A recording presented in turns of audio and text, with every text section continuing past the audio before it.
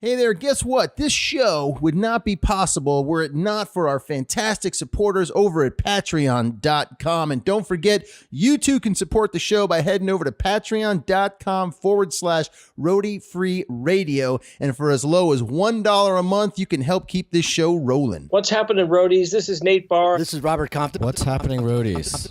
This is Chip Auchincloss, and you're listening to Roadie Free Radio. What's up, roadies? My name is Larry Milburn, and this is Roadie Free Radio, your VIP pass to meet and greet the stars behind the scenes of the music and film business. All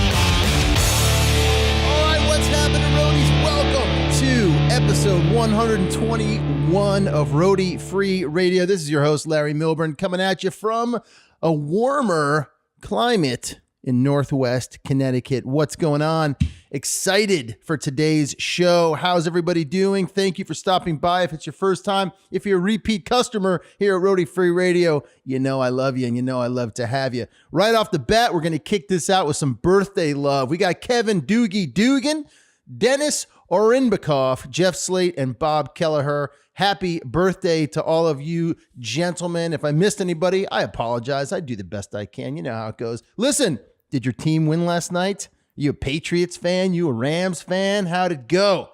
Frankly, I didn't give a damn. You know what I cared about the most? You know what I was looking for in the wings on the side of things that were going on when Maroon 5 was playing? I was looking for you fools, all you guys doing your job. That's all I could think about was the amazing turnover, transformation that has to occur within seconds of the game going into halftime for the halftime show. All that stuff, all that crap's got to be brought out onto the field, then taken off the field, and all that cool stuff. So for all of you that worked, if you're listening, phenomenal job. Phenomenal job. Really cool, man. And in all truth, it is very cool to watch it and to know what is going on behind the scenes at an event like the Super Bowl. Really awesome. Listen, 1 year ago, I believe today, maybe yesterday, somewhere around this weekend, the episode Keeping Concerts Safe came out that I had done, the talk that I'd moderated at the NAMM show last year, NAMM 2018. So head back. I'm going to leave a link to that so you can check it out. Just a little refresher for you. Think about when you're out on the road, you're at a venue, something like that, how to take care of your artists, how to take care of your crew. Let's keep concerts safe this year, all right? Let's try to get through 2019 with no disasters. Super excited, my friends. I've got a present. I have a few presents today. I was given a book by my mom for helping out this last couple of months here. Stuff going on. Dad getting a new hip. Both my dad and my wife's dad got new hips over Christmas, and so we were running around like crazy. Bill, I know you're listening. How's it going? And my mom gave me a gift to thank me, and here's the gift. She gave me a book, The Birth of Loud, Leo Fender, Les Paul, and the guitar pioneering rivalry that shaped rock and roll. I saw this book by Ian S. Port, by the way. I saw this book at our local bookstore over Christmas time. Took a picture of it. I got to take pictures of books now to remind myself to get them. As you guys know, I'm a terrible book reader. I still have to get through the Paul McCartney book. So my list just keeps growing and growing and growing. But I'm excited about this. All about guitar. You know, I'm a guitar head, so I can't wait to dive into this. I will leave a link in the special mention section on the website if you would like to pick one up. There will be an Amazon link associated with it. And so I get a small piece. I get like $1. I don't even get $1. Do I get $1? No, I'm not even $1 of every sale. But you know, every little penny helps keep the show going. And speaking of books, I was also sent a stack of other books to read to consider some of these people being on the show. And I don't need to consider it. They're on the show. This is going to be awesome. First up, The Girl in the Back, a female drummer's life with Bowie, Blondie, and the 70s rock scene. Laura Davis Chanin. I cannot wait to dig into this book. So Laura's going to be on the show. That's going to be a good one. Second one, who was it? Here we go. My Years with Townes Van Sant, Music, Genius, and Rage by Harold F. Eggers Jr. This looks like a very cool book. I don't know that much about Townes Van Zandt. I know some of his music, but this will be cool to dive into. And finally, keeping in our 1970s New York rock and roll fucking thing, I Know Better Now. My life before, during, and after the Ramones. Richie Ramone with Peter Aaron takes us through his time with the Ramones. I'm super excited to dive into all of those books. It's probably going to take me 5 years to read those 4 books, but you know what? I'm going to do my best, guys. I will leave links to all of those in the special mentions section on the website for today's profile with Mr. Chip Auchincloss. So check it out if you want to grab a book.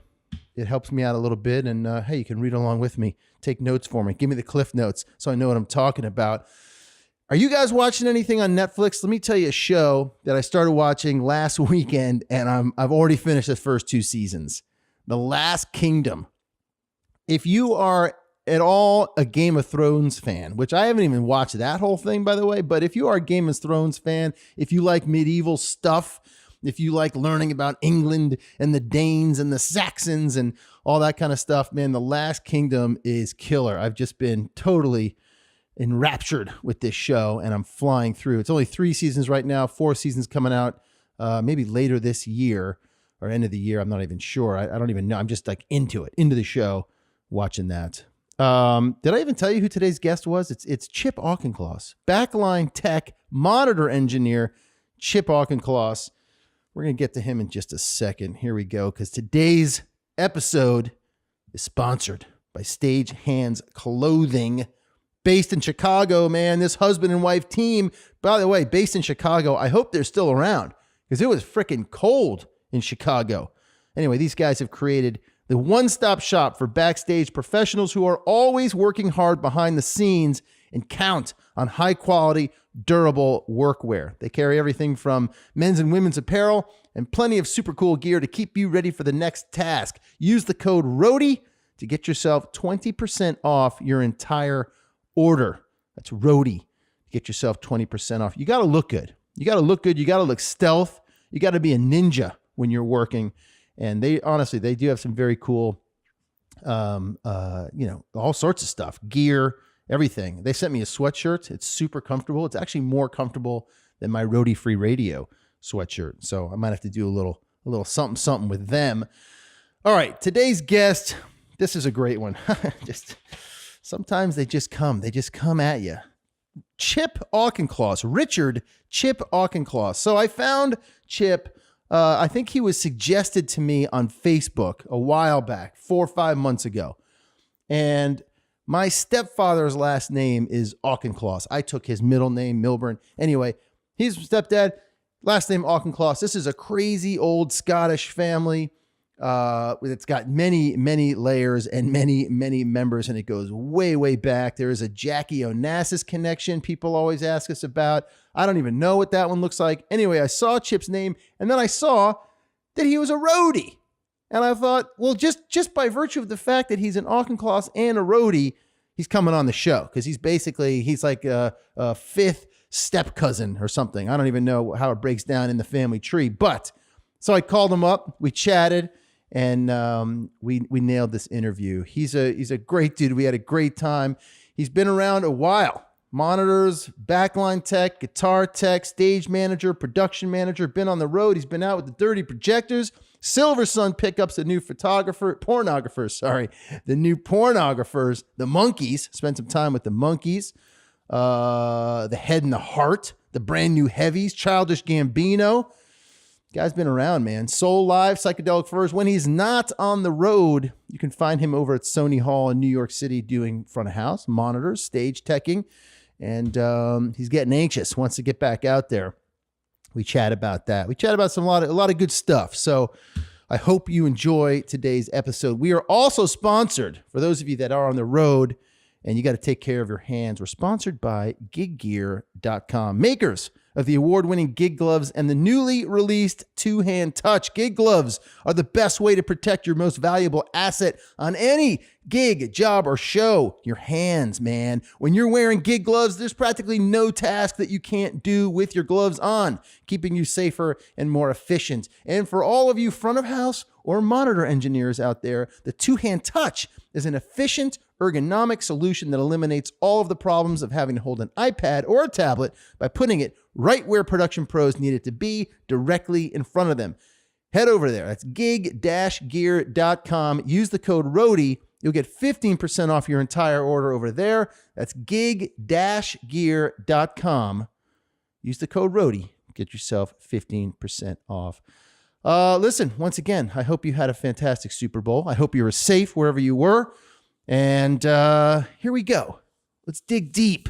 This interview gets deep with my man Chip Auchincloss. Hit it. Call yourself a roadie.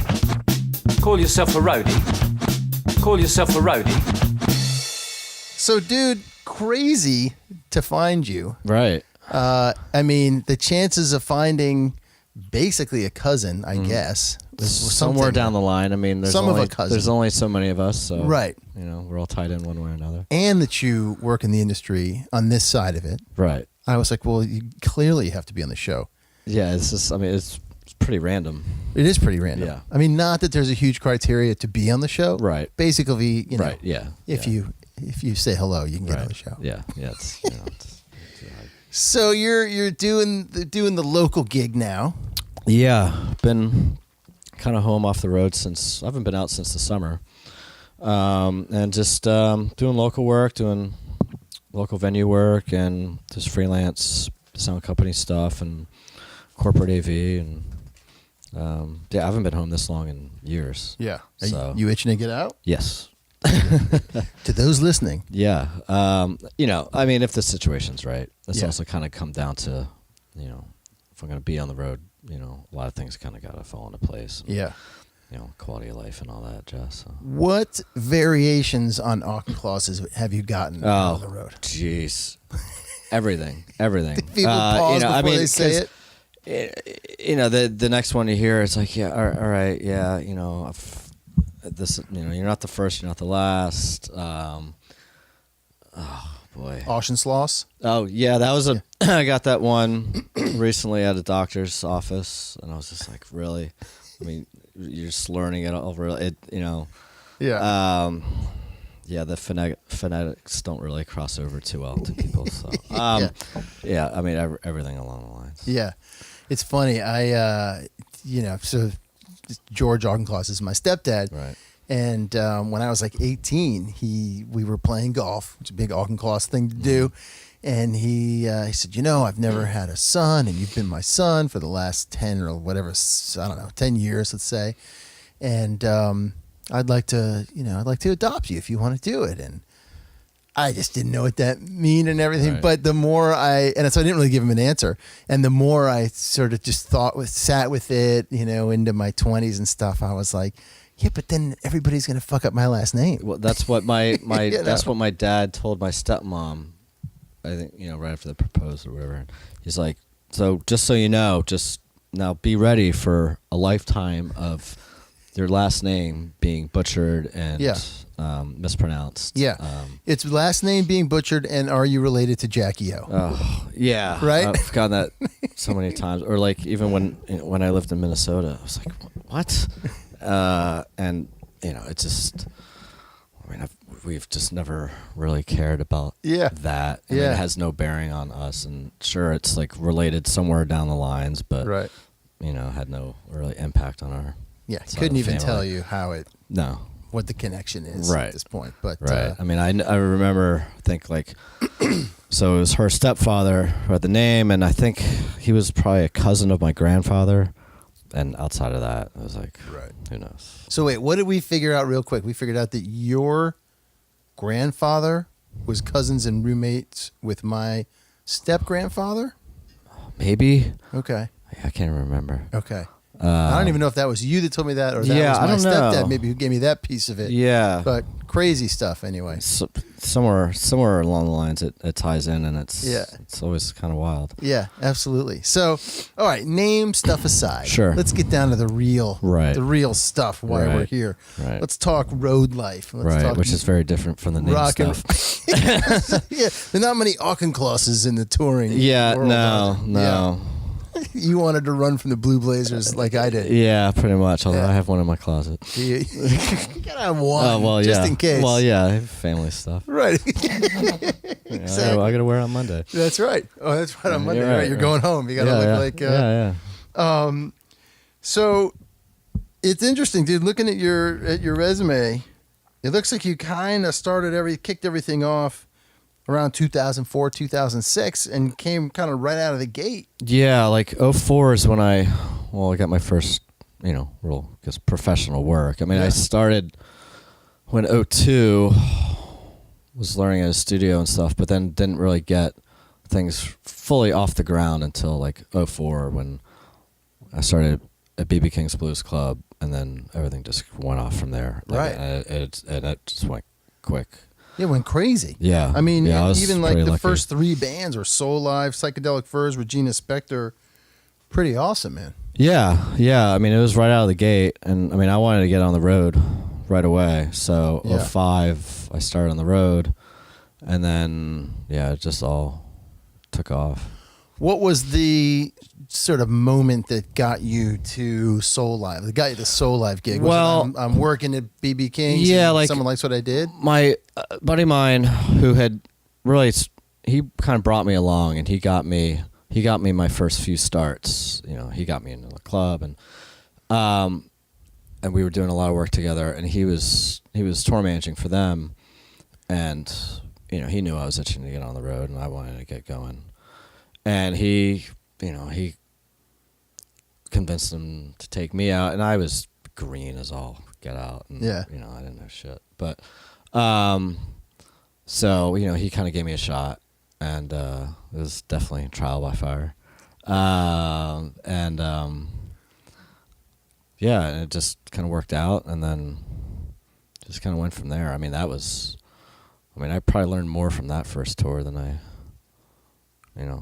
ever did. So I mean, like a lot of them learned some of the most important things, especially touring wise, from there. And then, which were what? Just perseverance. Just learning the rigors of the road, and I mean, because it was rough. I mean, it was rough for me. Yeah. How so? Well, I mean, there's a lot of expectations. I mean, I only knew so much, and they expected. I was going out as a backline tech, and probably had more audio background at the time. But I mean, I was just coming from a club, and so it was like, okay, well, you gotta know this stuff. And you gotta know it now, and you gotta figure it out now, and you gotta learn it now, and quick. Were you just helping one artist? Did you have a couple guys, or what? Well, I was like I was supposed to be the main backline tech. There was already a guitar tech and front of house engineer. Okay. And I mean, they had it. I mean, God bless those guys. I mean, they were helping me along the way. And I'm sure it sucked for them because, I only knew so much. But I mean, I worked hard, and I picked it up as quick as I could. And it was definitely it was a chore. Yeah. But and I got worked hard. But it was. I mean, in hindsight, I hated it at the time. And I was making like no money, but but I mean, or also kind of sort of getting what they were paying for at the moment. But I mean, just so valuable lessons on that. Yeah. Just catering to artists, knowing what they need, just being Johnny on the spot. Mm-hmm. If there's a problem, you got to fix it 5 minutes ago. Right. And just being ready, being the go-to guy, and then just learning all the ins and outs of everything. Right. Between drums and guitars and keys and pedals and cable, just the whole nine. It was just a lot of trial by fire. So just prior to BB King's, Mm-hmm. what was going on? I was working just a crappy day job in Connecticut. I was living in Norwalk at the time. Uh-huh. and like I had a weekly recording gig for this guitar player Wayne Krantz, this little jazz, fusion jazz, I guess, whatever you want to call it. He had a weekly residency at the 55 Bar in the West Village, and so I got hired to just record him live once a week. Paid like $50. Yeah. And so I would just truck down from Connecticut and do that, and then I was helping out just friends of mine in bands, and then I got fired from my job because the day job. Yeah, I mean, I was coming into the city 3-4 nights a week, like just like I was doing just like a lot of just live recording, just for myself, just to do it, and just going to live shows all the time, but missed the last train out at 1:30, so I slept a lot of nights at Grand Central, and then roll straight into work, and I'd be an hour late all the time, and they're just like, I just don't think this is gonna work out, and I mean I hated it. So yeah, so it made sense. But did you know at that point that like a career in music, that's what you wanted to do? Yeah, that was all I wanted to do. Yeah. I was like, I don't care what it is. That's just all I wanted to do. Did you have avenues or people to go to? Kind of, yeah. I mean, I had a lot of musician friends, and my friend Pete, who brought me along, and he was trying to get me into situations, but nothing like had really panned out. But I saw, might be a couple avenues, and then I got fired, and then it just opened the doors. Yeah. Like my buddies who I was helping out, were like, oh great, you can come out on tour with us. I'm like, yeah, no, I have no money, and neither do you. So, I mean, I would love to, but, and then, a month or two later, I got into the club, and it just all went from there. Yeah. So, I'm just curious, real quick, to ask this. So you haven't been on the road in how long? July was my last date, and that was Fuji Rock in Japan. Okay. Yeah. And so it's like whatever that is, 6 months ish. God, yeah. Something.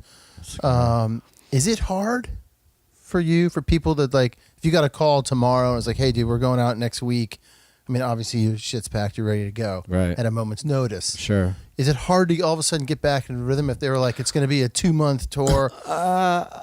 A little. I mean, I know you're excited and you're like, let's go, let's get there. But then there are a few days of like, whoa. It's usually the first couple of days like, oh, all right, back into this. Right, back on the bus. Yeah, I got to get back in that mindset, and then just even just the workload and the day to day. It's like, oh boy, all right, I got to get back into this game. But it's like old hat. So you just kind of, I mean, it takes a couple of days to adjust, maybe a show or two. Like, oh, all right, yeah, now I remember how to do this. Right. And then it's all, muscle memory. Anything you do out there to sort of help get back in the mindset, or stay in the mindset, or keep your head clear? It's really just jump right in. You Yeah. just until you're used to it back enough. Like, oh, all right. It. Luckily, if you have like a day or two of rehearsals or something, you can kind of like, all right, fumble your way through. And right. I mean, luckily that guy's going to be difficult. Yeah, like, all right, she's going to be a pain. All right, this is what I'm gonna do. All right, cool. I mean, like having the local work lately has been a godsend, because if I'm not working for a while and then go back out, then it's like, oh, right. All right, I got to remember, how do I tune a guitar? How do I do this? How do I EQ? Just whatever. Yeah. So at least like I've been staying fresh and like on top of things. So it's like, all right, cool. I mean, depending on the position, if it's more backline related, then it's really like a head scratch. Like, oh, all right, what do I? All right, cool. Yeah. But there's usually a brief window, and then, all right, cool. And now I'm back in it. Yeah. And here we go. This is my life now. We're rock and roll. Right. It must be great to be working on the local gigs, or as a local person, right? But yeah. But then when bands come through, there's probably a little of that wanderlust that kicks in as they drive away. Oh, of course. You see a bus for, but you're like, oh, all right.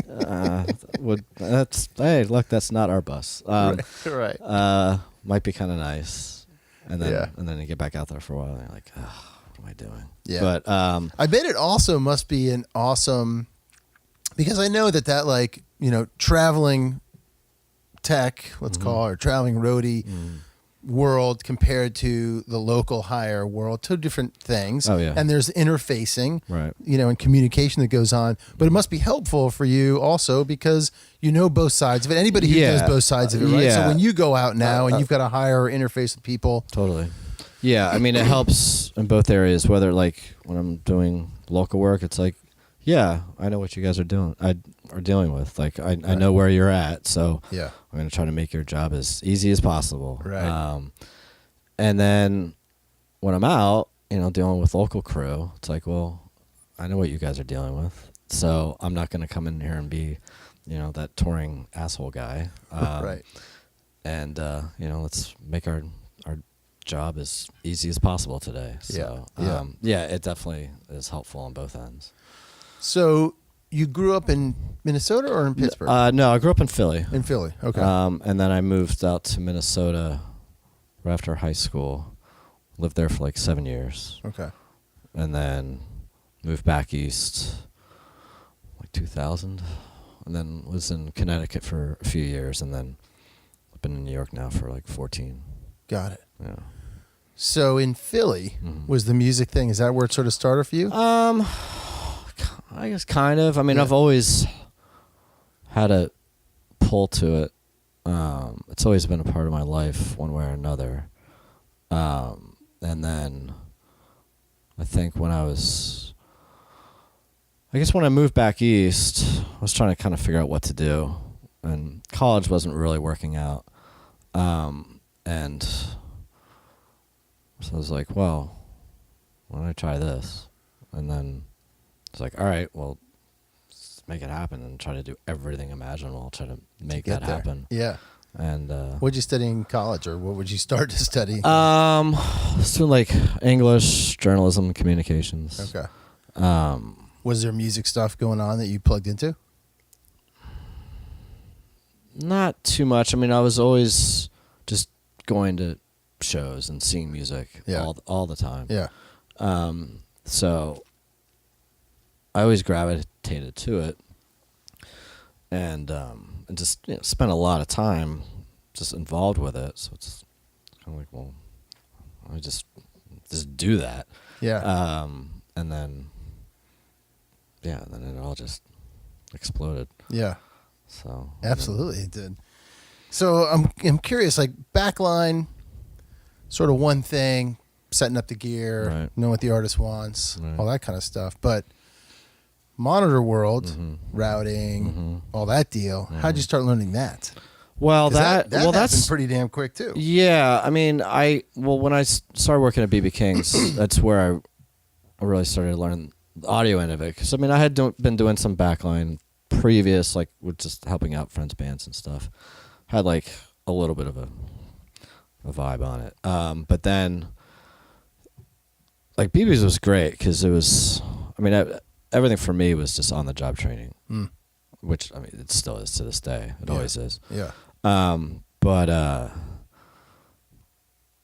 was just doing mostly monitors there, and then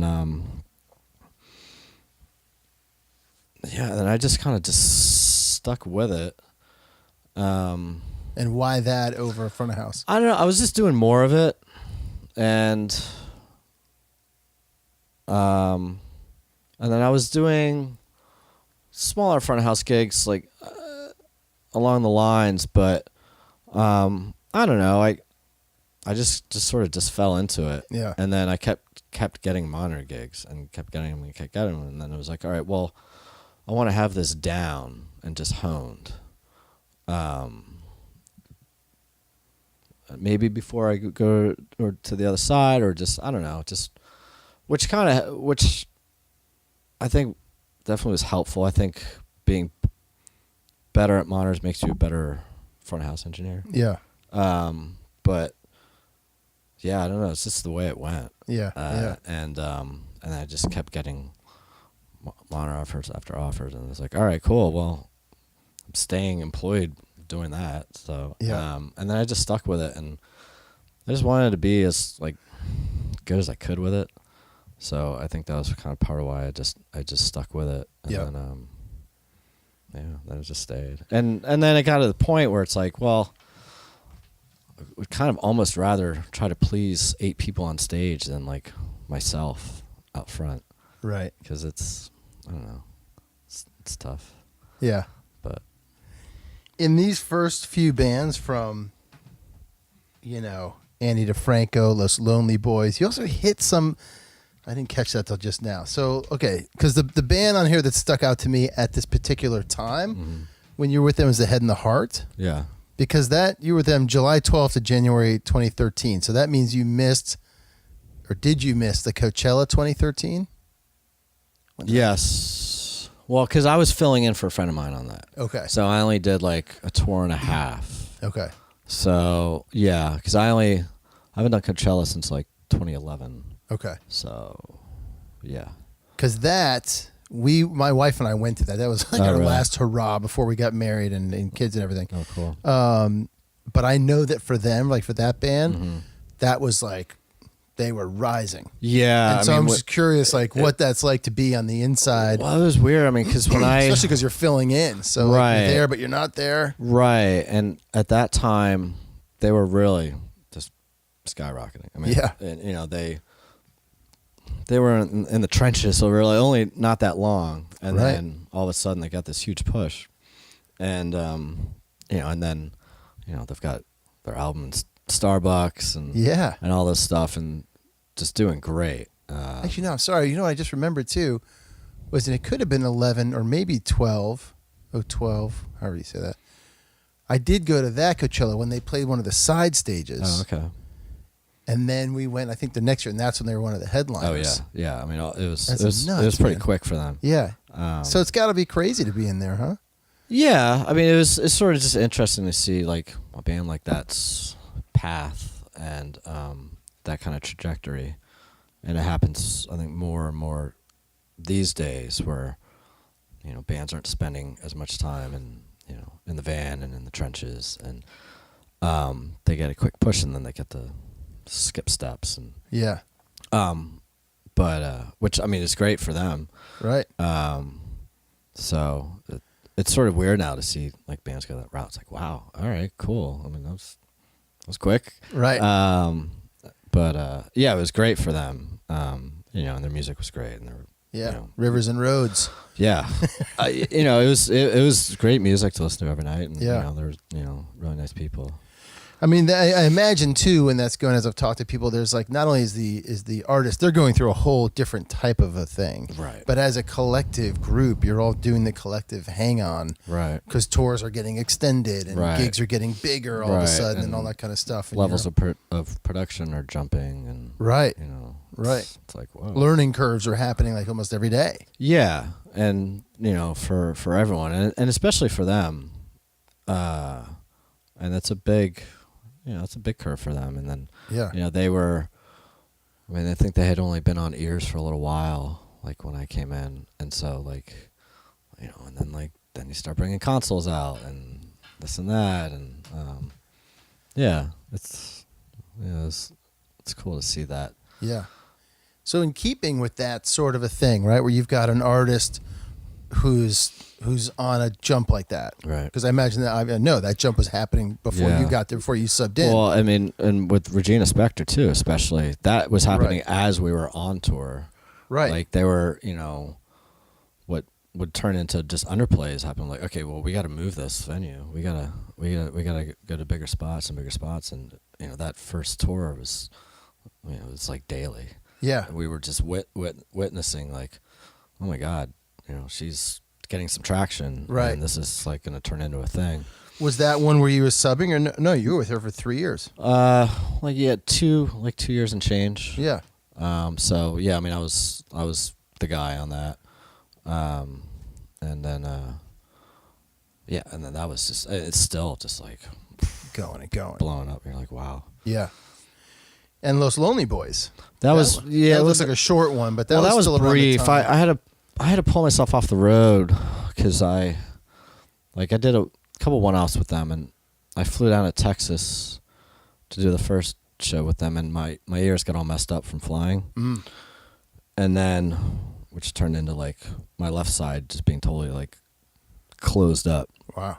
And then I had like a couple one-offs with, I think with Ween then too at the time, and was like just dealing with that, and I had a day when I think I like flew home the night before, then I had to fly out the next day, so I had like an hour or two just to go to a clinic and got this flow spray to clear up my ears, but which left me with this residual kind of popping and crackling, which I still have. Wow. It just won't go away. But I was about it, but we had this Los Lonely Boys tour starting, and I had to be like, dude, I don't think I can do it. Like, I'm really nervous. Like, my ears are really kind of messed up. And I don't really feel comfortable going out. I mean, I had one off, and I'm trying to do monitors. I'm like, yeah, sure, I think that sounds good. I can't hear anything, but great. Sure, let's just go with that. And they were totally understandable. Like, well, yeah, I mean, it's your ears. You got to protect them. Right. It was like a week out, and I felt bad. I was like, dude, I don't feel comfortable going out. So I kind of took myself off the road for the summer, and so so they got a guy, and so that was kind of it for that gig. Right. So that was very brief. Yeah. But I was gonna say, just around that time with them, I think that's when things were kind of popping. Maybe that first album or just before. Yeah, I think it might have been after that single, which I can't remember what that was. Yeah, because they were doing some smaller venues on that tour, which was kind of like a head scratcher for them. Like, really? But so I think it might have been right after that, and then I don't really know what kind of happened with them. But right, they're still doing it. Yeah. So just real quick, back to the Head and the Heart. Like, it's what I'm curious about too is, so here's a band on the quick rise like that. Right. And you jump in as a sub. It's one thing if you're there from the start and you're along for the ride, but when you're sort of a new guy or new gal, what's that dynamic like? Well, it depends.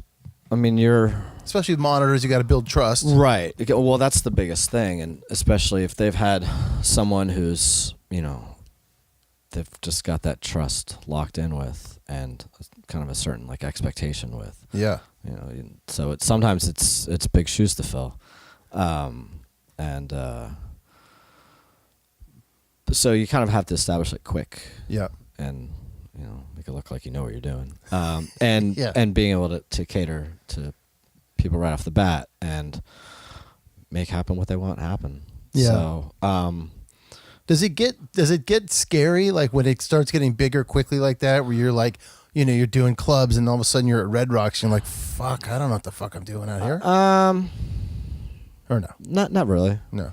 I mean, well, I'm sort of used to it at this point. But, not really. I mean, it changes some things. Also, it sort of changes some little bit of expectations as well. Right. But I mean, there's a little bit more of pressure involved, but just because it's a larger stage. Yeah. But it's just like, all right, it's just another show. Right. You still got to approach it the same way. Yeah. Like, no matter where you are.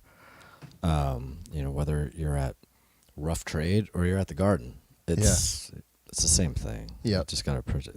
I mean, there's a lot of differences and variances there, but you just kind of have to go in it the same way. Yeah. Have you done shows at the Garden? Yeah. Okay. Question for you. We just recently saw Dave Matthews at the Garden. Oh yeah. Like back in December or whenever it was. I opened for them there in like 2005. With who?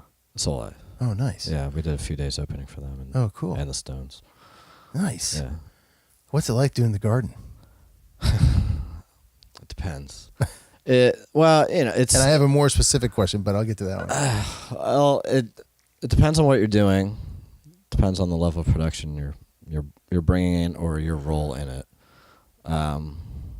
The Local One guys are always known for being Local One guys.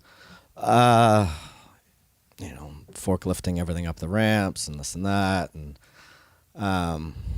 They just have their set way, huh? Yeah, but I mean, they're a well-oiled machine. I mean, Yeah. those guys have it down. Yeah. So it's, you're dealing with pros, Right.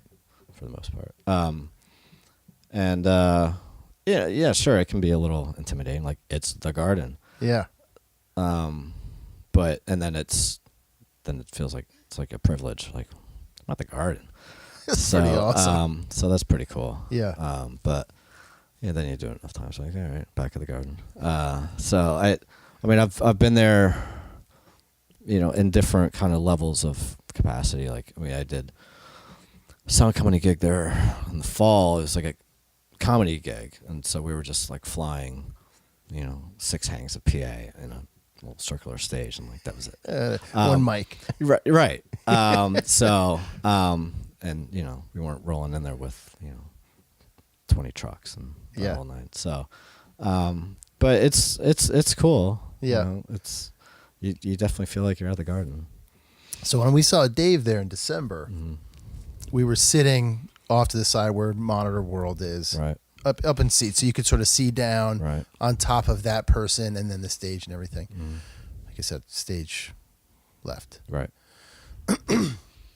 But from where I was sitting, it looked like the Monitor guy or guys, look, there's a couple of them down in there, right? Yeah. Had no eye line to Dave or the band. Sometimes, yeah. So what do you guys do in that case? Well, it depends. I mean, some people How have. are you picking up cues?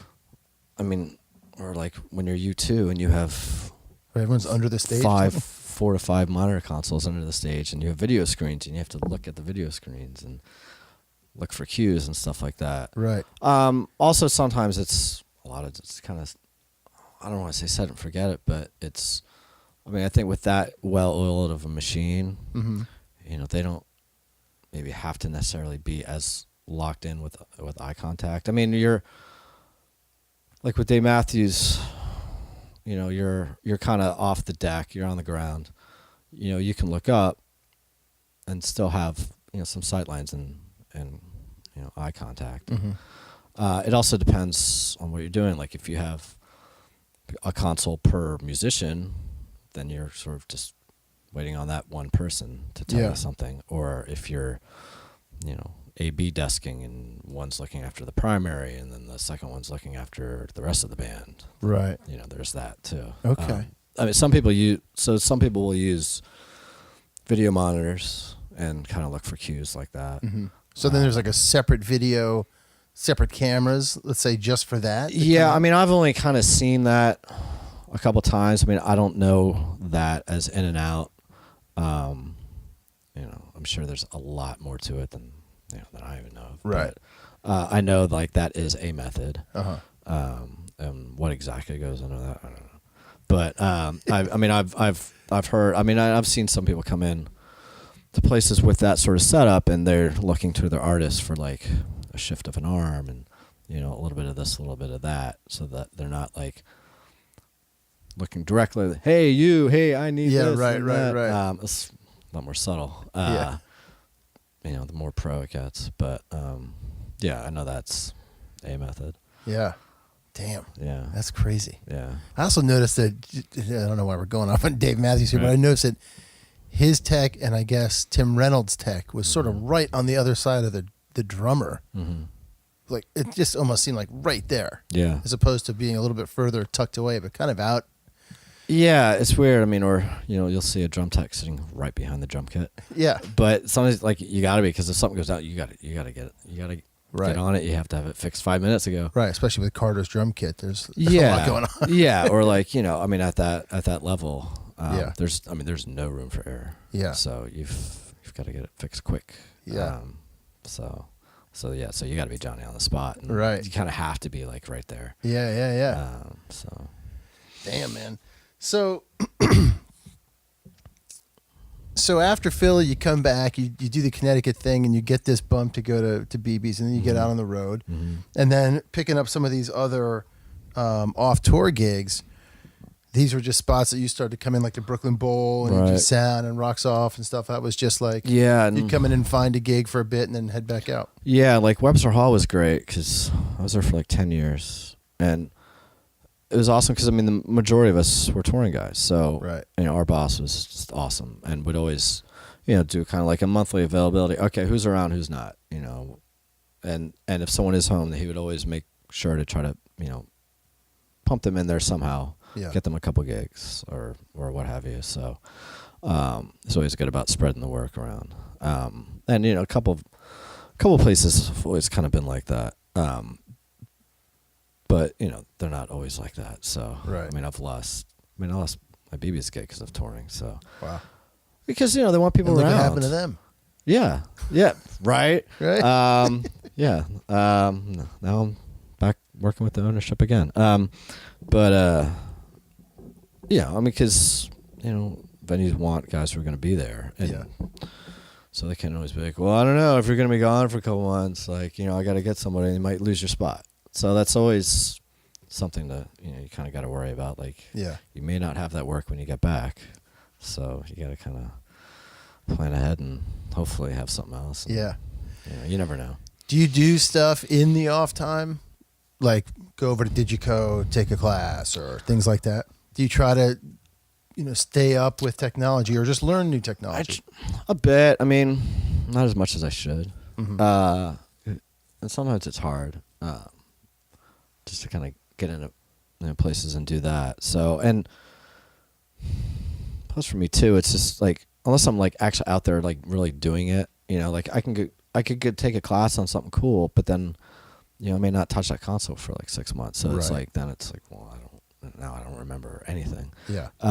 So it's like usually like when I'm off, like I'm off. I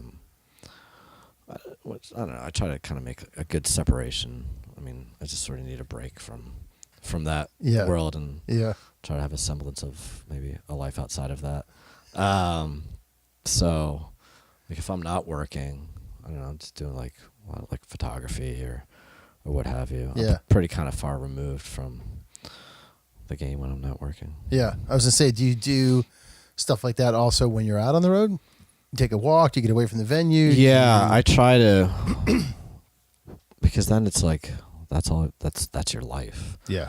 And I mean it is that's your life 24/7. So I try to at least break off from that in one way or another if I can. So I'll go out and like take photos and When did just the go photo thing start for do you? stuff. I think 2010. And then I just got immersed in it. Yeah. And it was just a great other creative outlet. And then it, you know, it's just sort of like making the work determine like me. And it's not, at least for me, that wasn't really the most healthiest thing to do. So Yeah. I needed something outside of that. And just another creative outlet, which has been great. I love it. That's awesome. Yeah. So. It's funny. I've talked to a few, at least, sound folks that are also photographers. Yeah, yeah. It's sort, you know, because it's another creative outlet, Right. and you know, it's a very accessible one, Right. and that you can just kind of jump right to and just do your own thing. Yeah. What do you like to photograph? I photograph just mostly graffiti. Cool. Yeah. So I'm just all over the 5 boroughs, just digging up stuff and Yeah. Um, What's and- some of the most interesting stuff you've shot? Oh man, I don't know. I mean, New York is all of it. Yeah. I mean, it really kicked off when I was in Australia in Melbourne, and they just had like just these alleyways of, you know, commissioned work. And so like I'll do that if I'm like in Europe or, you know, Australia and Japan and stuff. There's always just different cool stuff to see. So yeah. I don't really do too much of it like in the States unless I'm like, you know, like LA, New Orleans, or Right. you know, or you know, Hawaii. Was able to find some cool stuff out there, but I mean, the majority of it's kind of in New York. Yeah. And there's, you know, a ton of it. Yeah. Right. So, Right. It's kind of like What happened to all the graffitied subways? Where'd they go? Europe. Well, all the train cars. Well, there's such a crackdown in I New know. York. So, Were you into it like as a kid and stuff? I was always drawn to it, Yeah. but I mean, I imagine Philly's got to have a pretty healthy graffiti yeah, culture. Yeah, there's a lot of it there, and then I was just sort of drawn to it, but didn't really, I don't know, get too much further with it because it was just always just kind of there. Yeah. And then all of a sudden, I don't know, just the spotlight was on it. It's like, oh wow, this is amazing. And then I just got addicted to it. So Tell me about the skateboards. You got a pretty awesome deck collection Yeah. on display. Is it more due to the artwork? well, it's a little bit of both. I mean, I used to skate when I was a kid, and oh my god, I wish I could still do it now, but my body's just completely destroyed. Yeah. And if I tweak an ankle, I'm out of work. So Right. so some of it, this is more I guess art related. So like these are more just like fine art prints that this one guy did, and then same with a few of. I mean, one of which I actually rode. This is a reissue, but then the other ones are just like artist prints. So yeah. They're awesome, man. Yeah. And the album covers more to represent albums that you love and or art. Probably more. Those are more art related. Mm-hmm. I mean, a couple of them are double fold with that, but yeah, it's mostly for the art. Yeah. And then there's a couple that are have both meaning and artwork to it. So I mean, I've got a whole list of ones that I would want to put up if I actually had like a house. Right. So I don't know. You got it well placed in here, though, man. yeah. It's pretty filled out for a tiny ass studio. How long have you had this place? 2 years. So yeah. Nice. Yeah. Where were you before this? I was in Kensington for a few years. Well, right before this place, I just lived on the road for a year. Yeah. And just put everything in storage. And then before that, I was in Kensington for like 3 years, in Brooklyn, just past Park Slope. And then I was in the East Village for like 6 or 7 years. And then Park Slope for a few years before that. Been all over, dude. Yeah, a little bit. Yeah. Yeah. Especially Park Slope. I was like all over Park Slope. Yeah. So yeah, I miss it over there. Yeah, it's nice over there. Yeah. It's expensive over there. It's insane. It's crazy. I know. It's like, That's what I was telling you. My buddy stays here. I went out this morning to grab us some bagels and yeah. picked up a thing of cream cheese for him. It was like $7 for Yeah. a small tub Yeah. of Philly cream Yeah. cheese. Like, Yeah. what the fuck is wrong with you people? Sounds about right. God. I know, especially when you get the bodega inflation. Yeah. And coffee. I know. He was like, that's why coffee on I like make every single corner. That's why I make mine every day just to save money. Right. Yeah, it's everywhere. You can't get away from it. Nuts. Who are some of the folks that you mentioned? Your buddy Peter. You mentioned some of the guys on the first Soul Alive tour. Who are some of the folks that you would count as mentors, if you have any? Yeah, Pete was definitely, I think, the first, and then I don't know. I mean, there's people that kind of would sort of bring you along or like get you gigs, like my friend David Burton, who has gotten me numerous jobs, and definitely indebted to him. And then like my production manager at Webster Hall, Paul Monahan, is just one of the best in the biz. Just like learning from him, and just watching all these guys and just seeing them work and trying to pick up from them and take what you can, and I don't know, just trying to think back to all of it, just all the tours and so on. But you start just like starting out with like a mentor or two, and then working with guys who you see just kill it and are pros, and you just kind of pick their brain or just watch them work. Yeah. Especially some of the first people who I worked with, like a BB King's, like and being in that sort of infancy and like watching what they do and how they operate.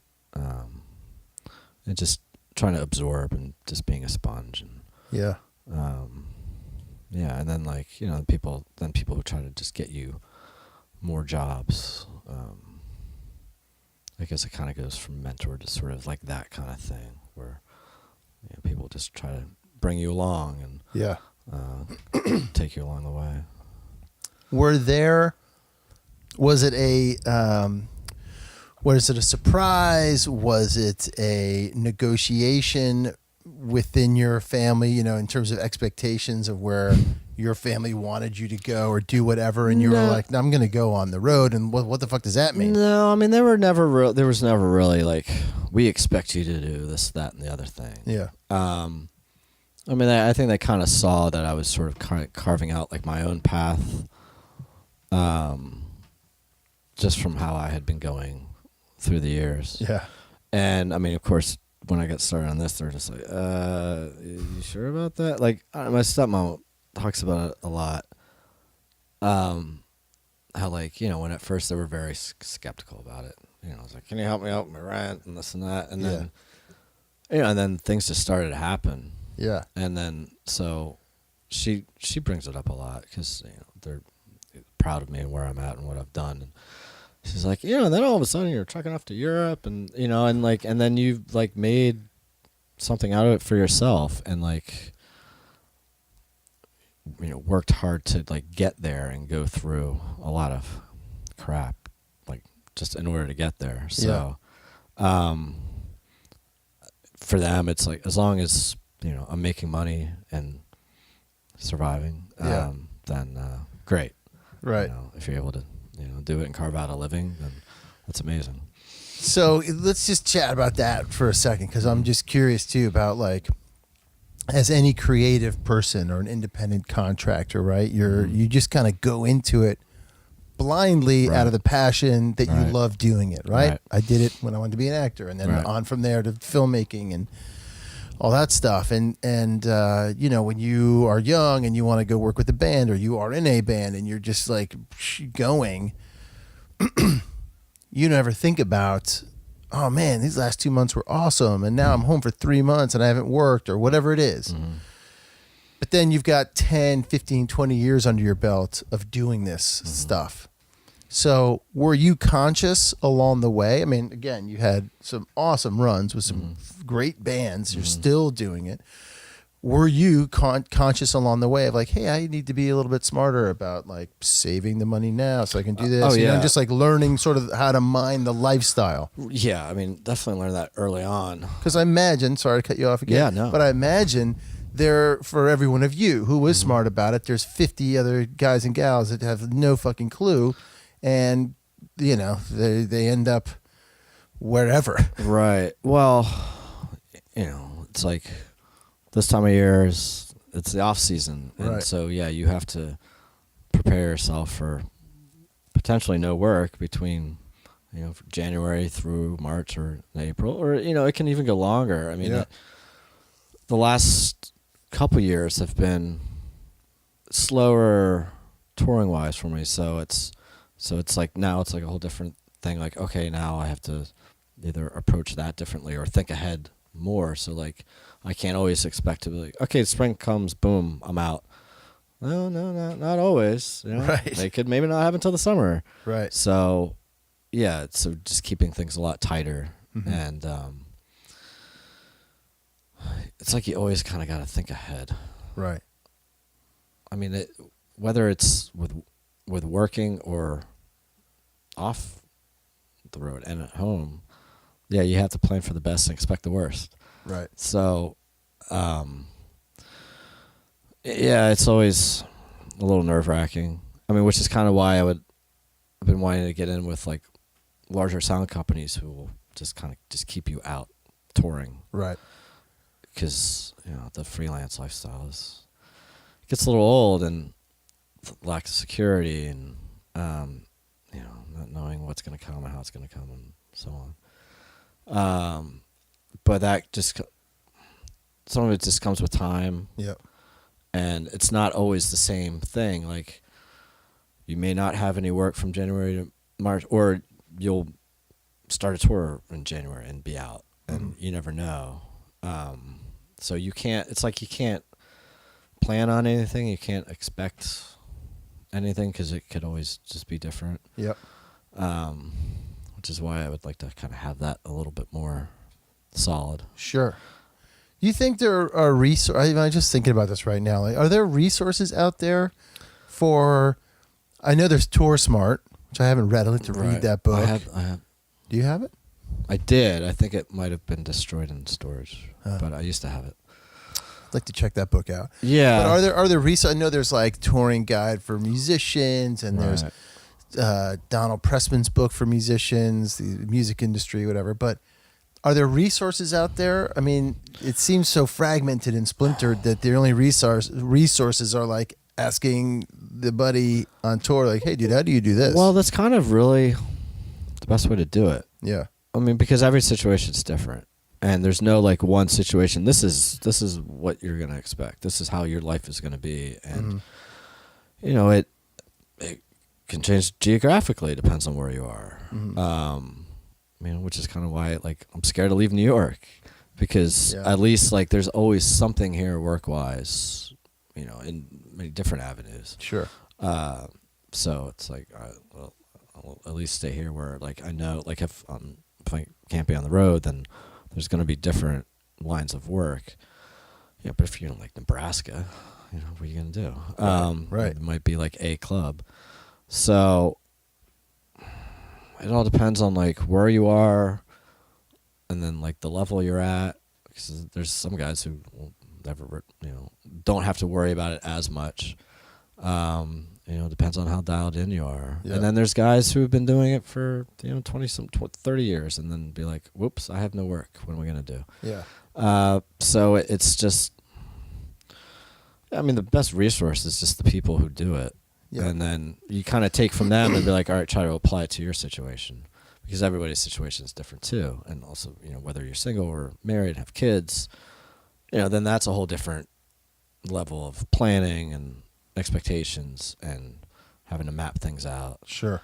So it's all very situational. Yeah. And guides, I don't know if there's really a guide to it, because there's so many different variables. Yeah. So, where do you want to take this? Well, how much longer do you think you want to take it? Oh boy, I don't know.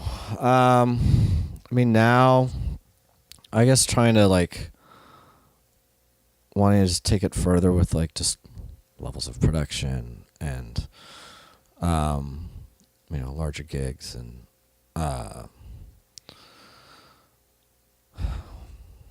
that's sort of where I'm at now. In growing like in that capacity and like diving more into like frequency coordination and because the larger the job, the more more variables there are to it, and more pieces of the puzzle that you have to figure out and learn, which I'd probably like to do more of that. And just get on larger tours and larger productions. I can go from there, and then I don't know, see what happens. Right. Yeah.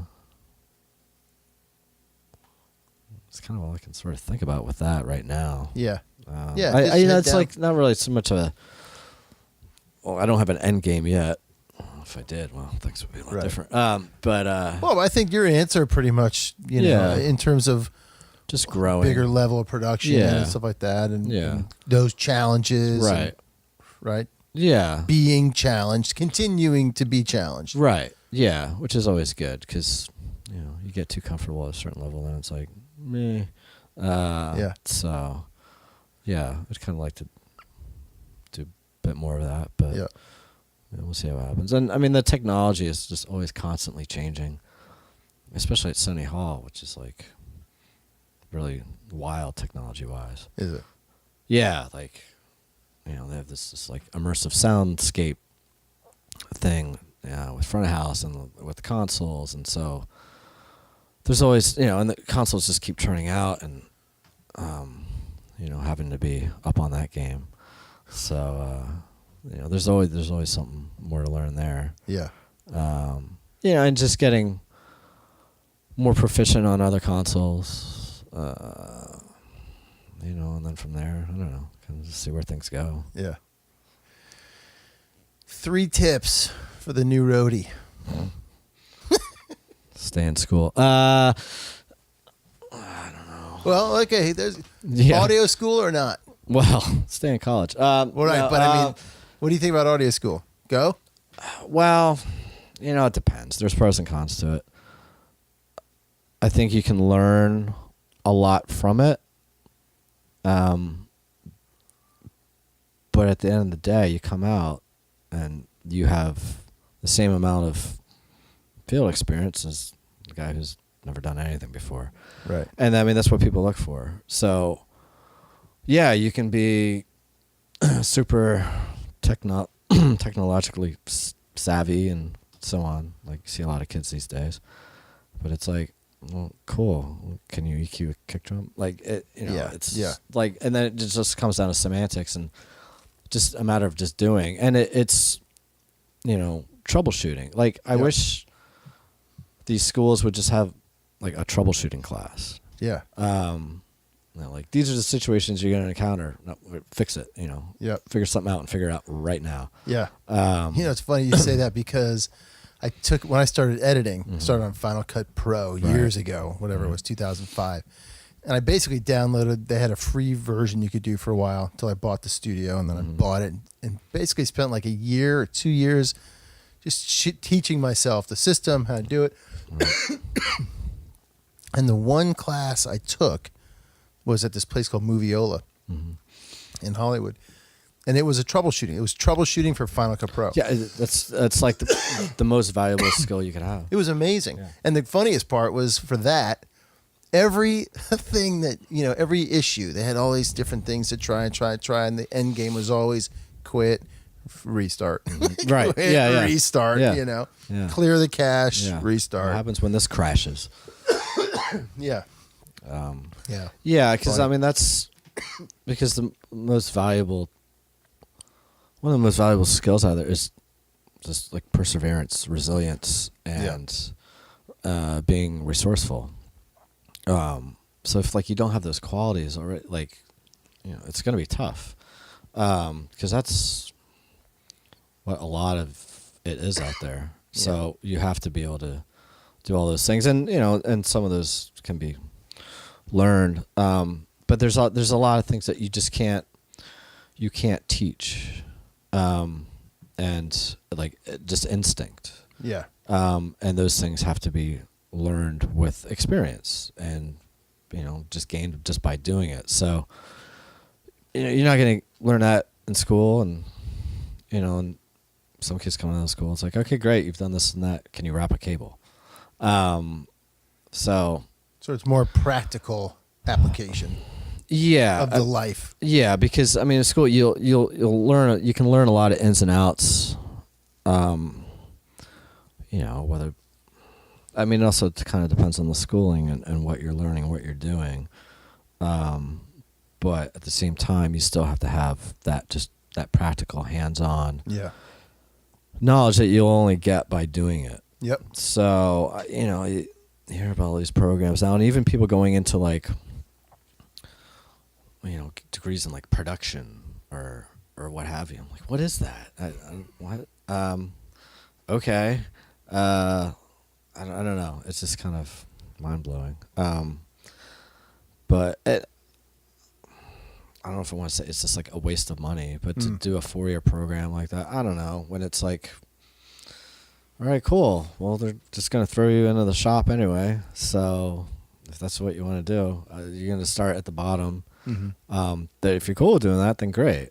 I mean, there's definitely, things you can take from that experience of school and stuff, but it's all practical. Majority of it's just practical. Yeah, just get out there. So, and I guess for anyone starting it, I don't know. It's interesting to see kids these days now. And I don't know if I want to call it like a millennial work ethic or whatnot, but it's like they all want it now. Yeah. It's like, well, you got to put your time in. You got to pay your dues. Right. So, But you wanted it now. I did, but I worked my ass off for it. Yeah.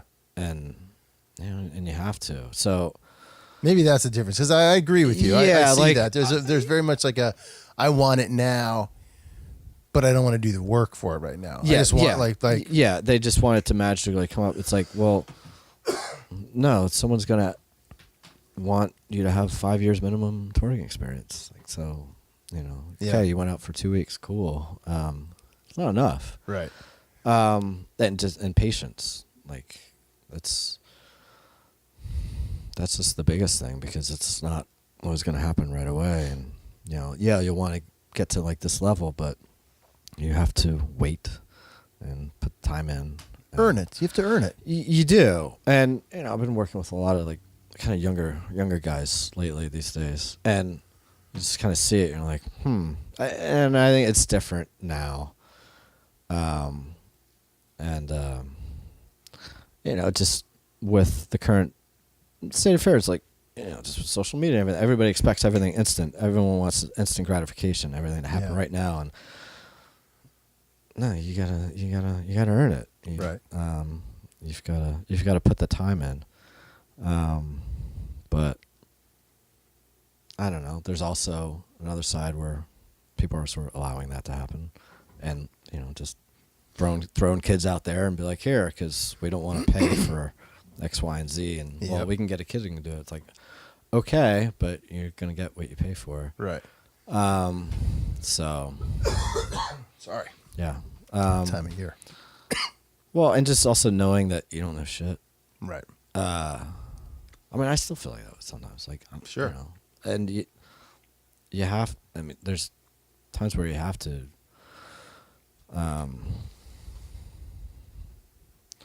I don't know, because you're never gonna know everything. The day you do is the day you quit. Yeah, 1 sec. Cool. No, you're never gonna know anything, and that, like, to keep that spirit every day you get out and go up is what keeps you interested and keeps you learning and keeps you challenged, right? Yeah, you have to keep yourself humble. Yeah. Because there's always gonna be somebody who's gonna know more than you. Yep. Whether they've been doing it for a year or 30, you never know what you're going to learn. I mean, I learn something new every gig I do, every day I work. I think it's also a piece of, like, I've thought about this more and more recently, is like, it's a privilege, being grateful, being humble, like you said, and being grateful for what you get to do and the life and sort of career you've carved out for yourself. Mm-hmm. At the end of the day, it's about having fun.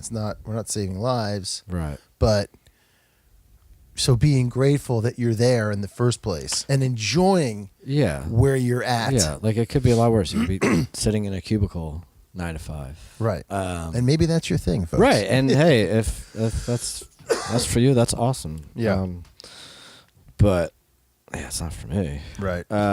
So yeah, and sometimes it's hard to like look at that and be like, yeah.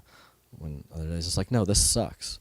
Blowing my brains out here. But but yeah, like at the end of the day, you can step back and be like, it is cool. I mean, sometimes I always say, like, yeah, I could complain, but who would listen?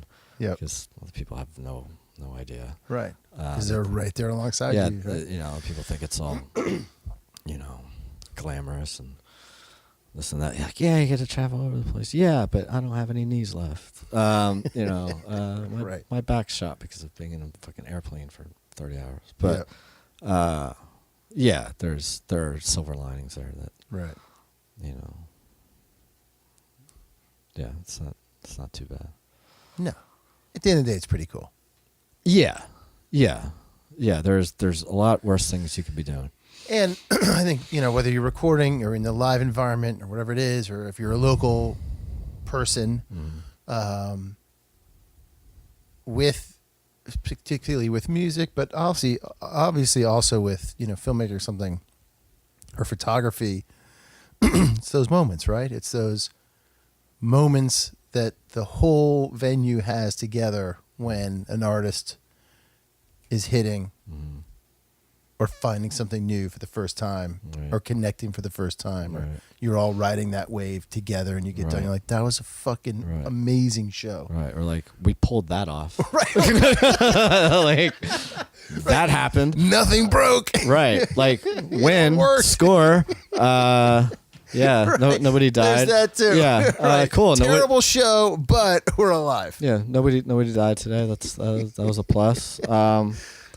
Yeah. You know, the moments for like an artist may be very different than someone on the other side. Right. But like, yeah, those are our victories. Right.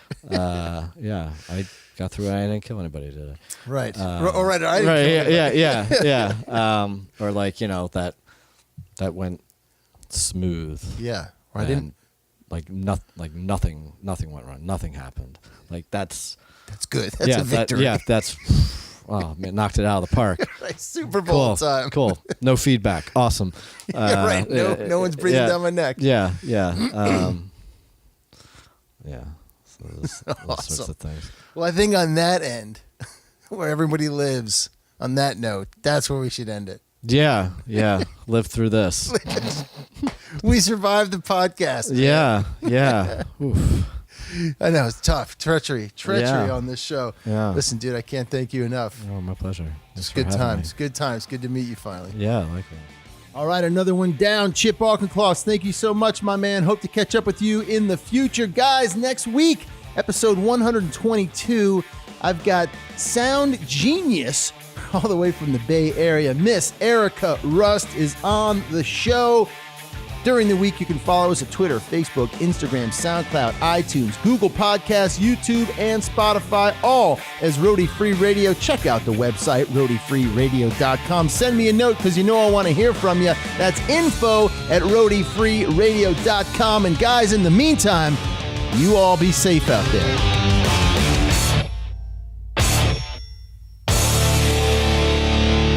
No roadies, no rock and roll.